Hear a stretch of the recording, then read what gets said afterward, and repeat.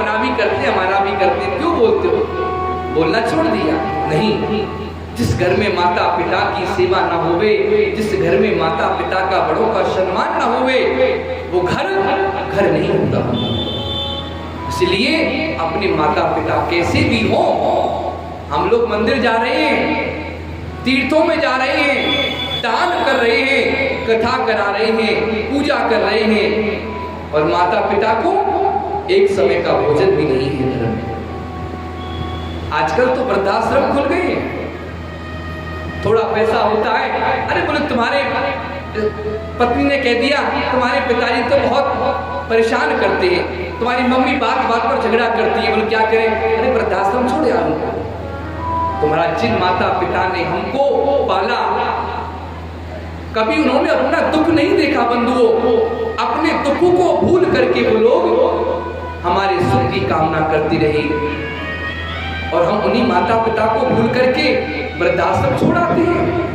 कैसे कैसे बालक हैं आजकल के वो लोग, हृदय पर कैसे पत्थर रख करके वो लोग वृद्धाश्रम अपने माता पिता को छोड़ करके आते हैं, लेकिन वो माता पिता फिर भी वहां वृद्धाश्रम में रहकर केवल यही आशीर्वाद देते, बेटा तुम जहां भी रहो, जैसे भी रहो, खूब आनंद करो, खूब प्रसन्न रहो, खूब खुश रहो।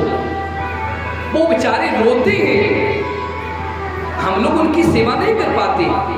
जो माता पिता, जिस माता ने कभी सर्दी नहीं देखी, जिसने कभी गर्मी नहीं देखी, रात्रि भर आप स्वयं गीले में पड़ी रही और आपको सूखे में सुलाया, आपने उन माता पिता को जब सेवा करने का समय आया तो वृद्धाश्रम छोड़ाए। मैं तो निंदा करता हूं उस बात की। आजकल हम लोग देखते हैं वृंदावन में बहुत तीर्थों में वृद्धाश्रम बन गए हैं। क्यों बनाते हो भाई वृद्धाश्रम?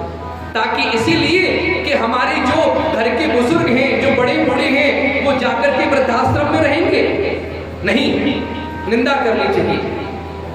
हाँ, उन लोगों को, उन बच्चों को समझाना चाहिए कि बेटा ये तुम्हारी माता पिता हैं, कैसे तुम वृद्धाश्रम छोड़ करके आ सकते हो? उनको समझाने के बजाय हम लोग वृद्धाश्रम में दान दे करके आते हैं।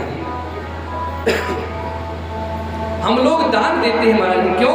अरे हमको दान करके आए हैं। बोले क्यों? बोले वृद्धाश्रम में। अरे धिक्कार है उस दान के लिए, मैं उस दान को दान नहीं मानता। अरे जो माता पिता, क्या कोई माता पिता रहना चाहता है वृद्धाश्रम में? अपने बच्चों से, अपने नातियों से कभी कोई दूर रहना चाहता है कोई? लेकिन परिस्थिति बस वो बेचारे माँ बाप वृद्धाश्रम पहुंच जाते हैं, और हम लोग सहयोग करके, दान दे दे करके उन लोगों को बढ़ावा दे रहे हैं महाराज। आज 1 मंजिल, वर्षवार 2 मंजिल, 3 मंजिल, 10 मंजिल के वृद्धाश्रम बन गए। ऐसा नहीं करना चाहिए, अपने माता पिता का सम्मान करना चाहिए। यहाँ पर नारद जी बड़े दुखी हो रहे महाराज, कह रहे हैं कि कहीं शांति नहीं है। कलयुग ने लोगों की बुद्धि को विकृत बना दिया महाराज।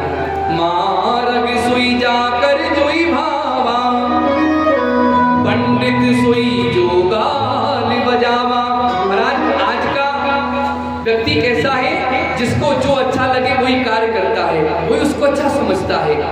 पंडित वो नहीं आजकल पूज्य है जो ज्यादा विद्वान हो। पंडित कौन पूज्य है? जिसपे ज्यादा आडंबर हो,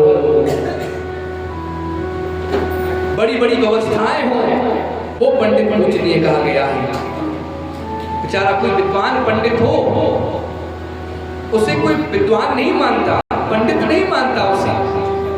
और जो बढ़ बढ़ के ज्यादा बात बोले, पंडित सोई जो गाल बजावा, जो ज्यादा बढ़ चढ़ करके बातें मारने लगे महाराज, बस वही पंडित सबसे श्योक माना गया है।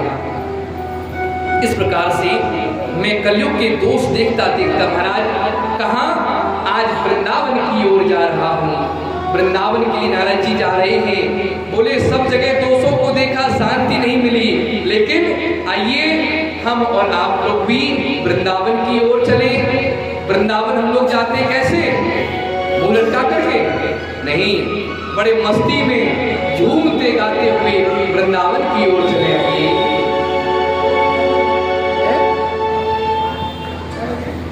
अभी कौन